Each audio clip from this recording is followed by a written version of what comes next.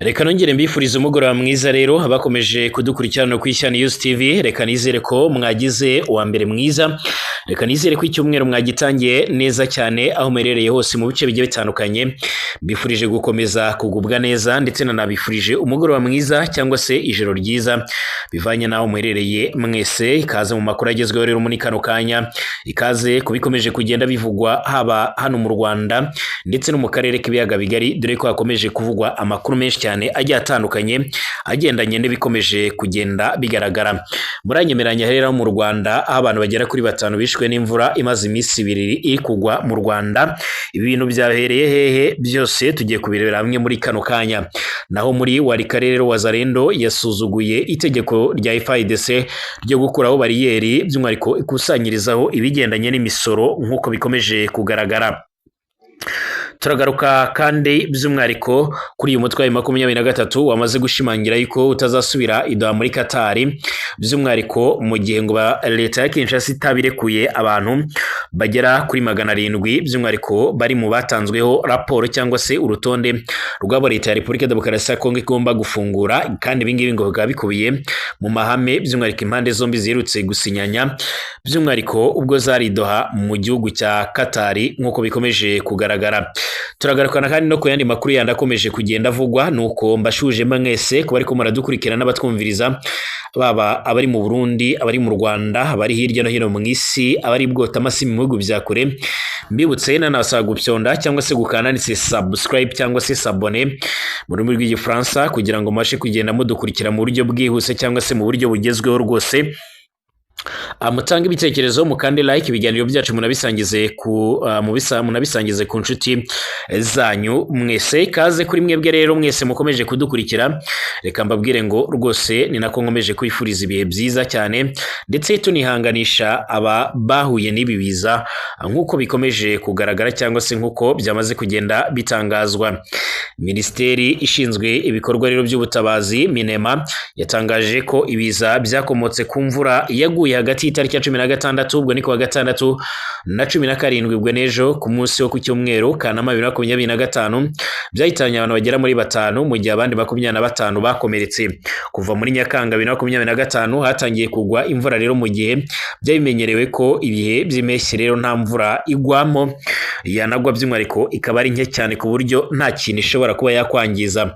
Muri Kanama ho rero abenshi bavugaga ko imvura igwa ku itariki ya 15 gusa, umunsi wa Kristo Gatolika bizihizaho ijyanwa mu ijuru rya Mariya, ariko muri 2025 yaguye by'umwihariko ari nyinshi cyane ku itariki ya 16 ndetse na 17 Kanama, ndetse uyu munsi ku itariki ya 18 byemezwa neza yuko iyi mvura yaje kugwa mu bice byinshi cyane bigiye bitandukanye, haba mu Rwanda, haba muri Kongo, by'umwihariko haba no mu gihugu cy'u Burundi. Ku bantu baherereye muri Kivu y'Amajyepfo ku butaka bwa Kongo nabo bemeza ko imvura yaje kugenda igwa. Umunyamabanga uhoraho rero muri Minisiteri ishinzwe ibikorwa by'ubutabazi Ngoga by'umwihariko yabwiye RBA ko iyo igihugu rero kiva mu gihe cy'iki by'umwihariko kinjira mu muhindo utangira muri Nzeri, ibihe rero biva mu bishyushye bijya rero mu bukonje burimwe rero imvura, bityo hakabamo rero inkuba nyinshi cyane. Ateje nimugoroba habaye inkuba nyinshi cyane zatumye rero abantu bagera muri 5 bitaba Imana, abandi bagera muri 11 barakomereka. Yavuze ko kandi nta mvura nyinshi cyane imenyerewe muri Kanama, ariko nanone ibiza biturutse rero ku nkuba n'imiyaga bijya bikunda kubaho cyane. Ubusanzwe ntabwo rero ukwezi kwa Kanama ntabwo kurangwamo imvura, ariko kandi kwa 16 Kanama twagize imvura igwa hirya no hino mu gihugu ndetse no mu ijoro ryakeye yaguye igeza mu gitondo. Icyo navuga nuko rero muri icyo cyumweru cyose twagize imfuriro z'abantu zigera kuri 5, 4 rero muri bo bishwe n'inkuba, umwe n'inzu yamugwiriye. Abapfuye barimo rero abo mu karere ka Burera 2, aba Gicumbi hapfuye umwe rero, ndetse mu karere ka Ngororero hapfuye umwe, n'umwe wo mu karere ka Rusizi nk'uko bigaragara. Ibizo bakomoka kandi kuri iyi mvura kandi byakomerekeje abantu bagera kuri 25 barimo abo mu karere ka Gicumbi, Gisagara, Kamonyi, Musanze ndetse na Nyamasheke. Hangiritse kandi inzu zigera kuri 15. Ngoga yasabye abantu kwitwararika kugira ngo rero yaba inkuba ndetse n'ibindi bitabatwarira kuhasigira ubuzima. Ati ikindi ni imihindagurikire rero y'ibihe ndetse nabyo ntabwo twareka kubivuga.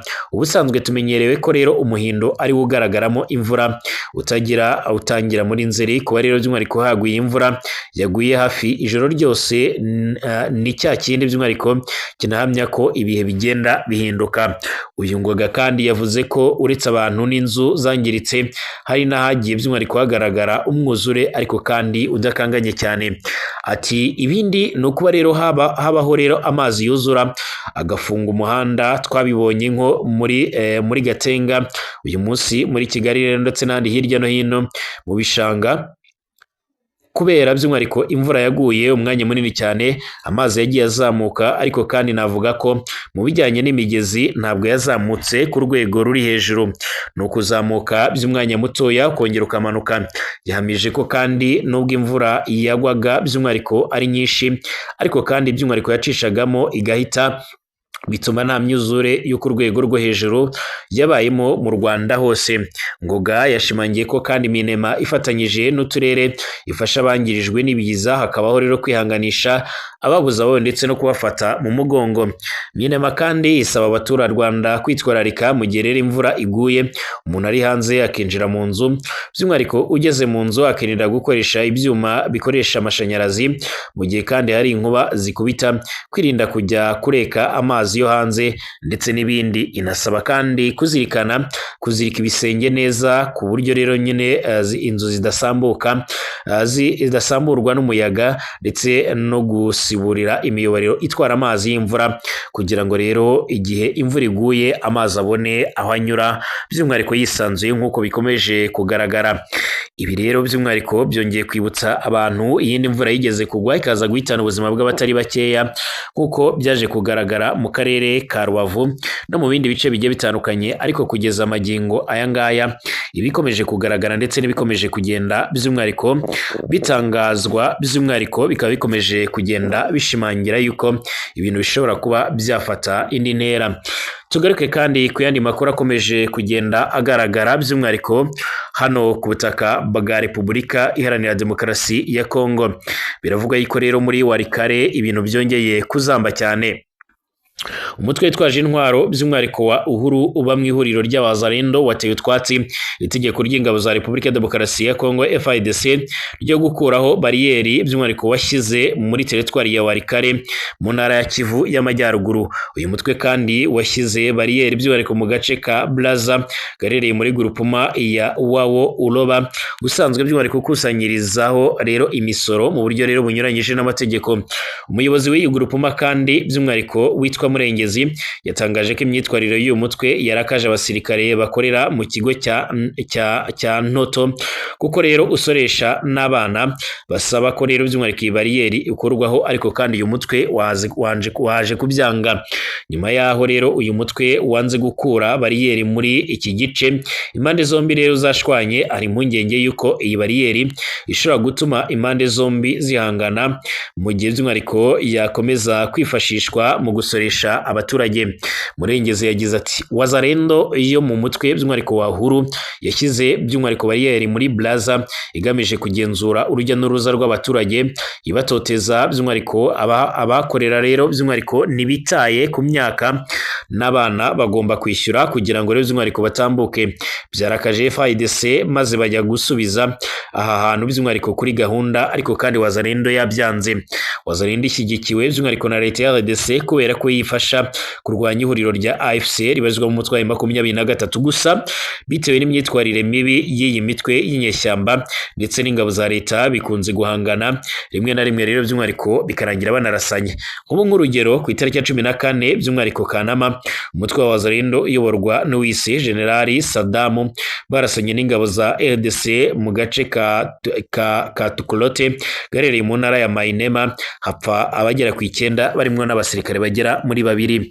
Naho umutwe wa 23 kandi wamaze gutangaza ndetse no gushimangira ko udashobora kuza kwitabira ibiganiro byagombaga kubera i Doha muri Qatar, cyangwa se ngo bagire intumwa izo arizo zose bohereza mu gihe ubutegetsi bw'Kinshasa butari bwafata umwanzuro cyangwa se ngo bwemeze kuba bwafungura abagera kuri 700 by'umwihariko basabwe n'uyu mutwe ko bagomba kurekurwa uyu mutwe rero ukavuga yuko n'ubundi ntacyo byaba bimaze mu gihe ibyo bemeranyije by'umwihariko n'impande zombi nta na kimwe kigeze by'umwihariko gishyirwa mu mucyo, mu gihe impande zombi zaniyemeje kandi guhagarika imirwano, ariko kandi kugeza amagingo aya ngaya imirwano ikaba ikomeje kugenda ifata indi ntera nk'uko amakuru akomeje kugenda atugera bivuga. Bashimira abakomeje kudukurikira ndetse n'abakomeje kubana natwe, mbifurije gukomeza kugira ibihe byiza.